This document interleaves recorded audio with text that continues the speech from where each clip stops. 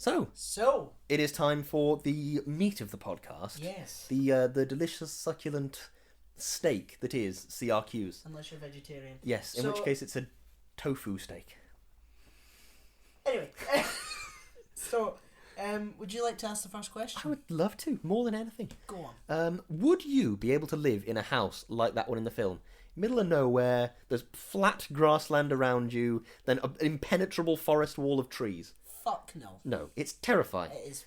I would rather die than live in a house like that. It's piss and shit, really. I mean... Yep. Yeah. Oh, let's put this house in a big clearing, a big circled clearing with forest around. Who knows what's in the forest as well? A bear. Yeah. A could murderer. be a bear. Yeah. My mother. Yeah. Looking out the window thinking... There's something moving in the trees. Yep. That's every night. You go around closing the curtains. There's something moving in the trees. I don't like it. You'd be absolutely terrified. You definitely would be terrified. I would be terrified. So it's a hard no from you then It's as well. Hard no on living in that house from me. That's fair enough. It's a hard no. Does this film support misanthropy? Yeah, I think it does really, because if you start to view like both the characters in the film and humans in general, because misanthropy is of course hatred of humans. You can take that one to the bank. It's like when you start to view these things sort of objectively, the humans in this film are all flawed people. Yes. The sort of the mother, Jennifer Lawrence, and the god character, Javier Bardem, they're both sort of neutral in a way. Yeah. They make good choices, they make bad choices. Neither of them are great people, neither of them are terrible people. But it's their divinity that sort of sets them apart. Because they're not... I would argue that our short lives are sort of compel us to try and do as good we can while we're here. That's true. But if you're a divine being that lives forever, then what's really... What is morality to that? Yeah. Exactly. So, yes, it hates human beings, and so do I. Yes, that's how we do things here. You can see it in my Insta bio.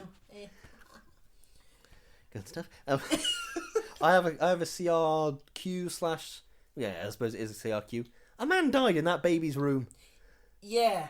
The brothers, one killed another brother, and he died on the floor of that room. And then they replaced the bloody floorboards and chuck a cot in. Yeah, chuck the baby in there. Be fine. Shove the baby in there. It's fine. That's insanity. Yeah. If you had a room in your house where a man had been murdered, I'm pretty sure I don't think I'd ever go in that room because the murder. If I had to stay in the house, I might relegate it to like I don't know, a storage room or something. Yeah, but I've got a pretty strong stomach, but if someone was to die in a room in my house, I'd probably not go in there very often. Yeah. But that's just me. Yep. Go on, hit me with a CRQ. Okay. Are we responsible for our sins, or is God? I suppose what you're asking is, does free will exist? Yeah. Because either free will does exist, and it's something that we have or have been given or whatever it might be, or free will doesn't exist, and the actions that we have are sort of part of a deterministic universe in a way. The things around us influence our choices, and then whatever happens, happens. Yeah. It's not because of us, it's not because of anything else, it just happens. If there's a determined plan, then every bad thing that's happened is really on God. So sure. I don't know how it can be on... I don't know how it's my fault that I've went out and stole that car. I didn't. Swear to God. Yeah, that's an easy way to raise funds. Yeah, exactly. I have another question. All right. Does anybody in this film have a name? No, well... They sort of don't. They call him the poet. And they call J-Law, they call her... what is it? They call her Mother a couple of times. She's referred to as Mother. Like in the Netflix subtitles, she's referred to as Mother. Yeah, that's true. And she calls herself... She says, I'm his mother. I'm his father. You know, I suppose they sort of name themselves a bit, but it's like... alluring to the sort of Father, Son, Holy Spirit. Maybe she's the Holy Spirit, eh? Maybe she is the Holy Spirit. Maybe she is. Maybe she is. The more you guess about in a film. I have one final question. I would love to hear it. For this cheeky little segment. Oh. If God exists, is he worth worshipping? That's the age-old question in a way, because if you believe that the God has an ineffable plan, then yes, he is.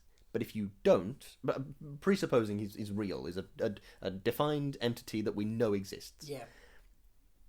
If you believe he has a plan, he or she or they or it has a plan, then yes, it's worth worshipping them. If they don't have a plan, then of course not. Yeah. If tiny little insects that burrow into the eyes of children and make them blind, if that's part of the plan for eternal, everlasting love and peace and harmony, then you can sort of justify it, maybe, the needs of the many, the needs of the few. But even then, it's a hard balance to weigh. Children that are born and just die a couple of days later exactly, for no reason, it doesn't seem very worshipping worthy. No, it really doesn't. No. But then do you end up worshipping out of fear? Out of, well, I'm scared that my child will have a little worm in its eye, and then you start thinking, I will pray to God to ensure that doesn't happen. Yeah, and it still sticks with the question. In that case, it's probably not very moral to worship a being that does that, but it might be worth worshipping because of the fear factor. Well, there was a cheeky couple of CRQs. Cheeky couple of questions for you folks. If you want more CRQs, we have loads more. Yeah. You have to listen to the audio podcast. Yes, exactly. Ooh la la.